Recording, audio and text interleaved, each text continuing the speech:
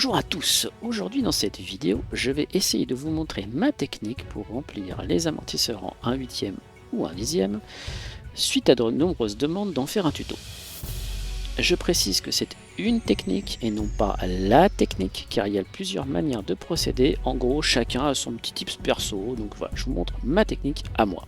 Dans un premier temps, il faudra nettoyer complètement l'amortisseur afin d'avoir un élément complètement fonctionnel.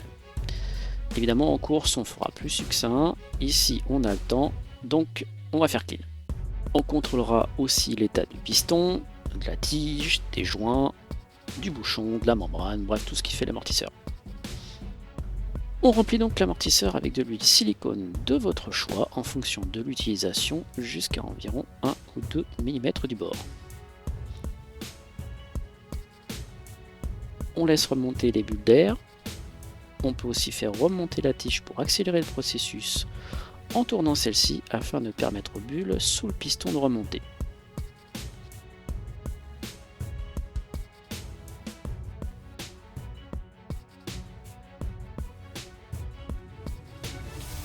On vient ensuite installer le bouchon sur le corps d'amortisseur.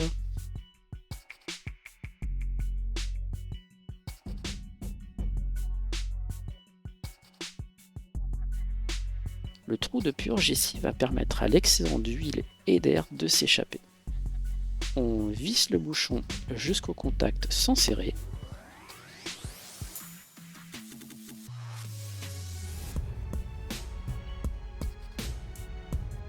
On va venir installer la chape sur la tige.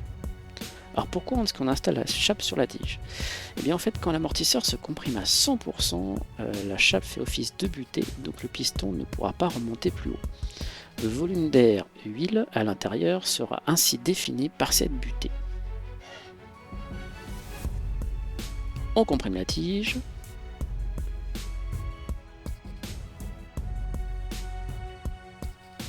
Visse le bouchon en aller-retour comme ceci pour permettre à l'excédent huile-air de s'échapper.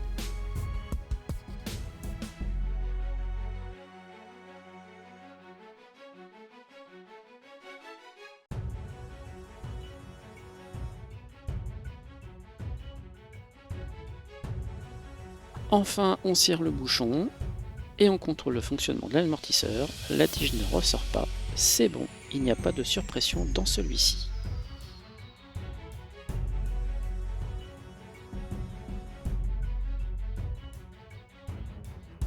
Afin de nettoyer l'excédent d'huile, un petit tips, les lingettes bébé.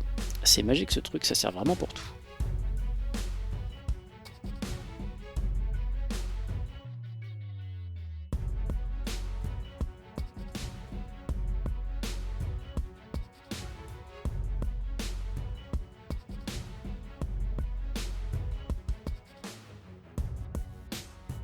Il ne reste plus qu'à remonter tous les éléments de l'amortisseur.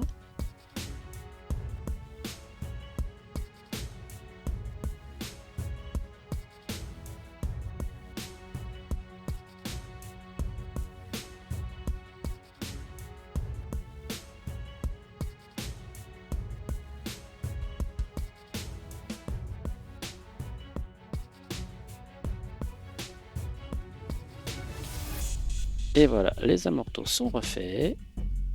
Il ne reste plus qu'à remonter sur le châssis et vérifier le bon fonctionnement de l'ensemble.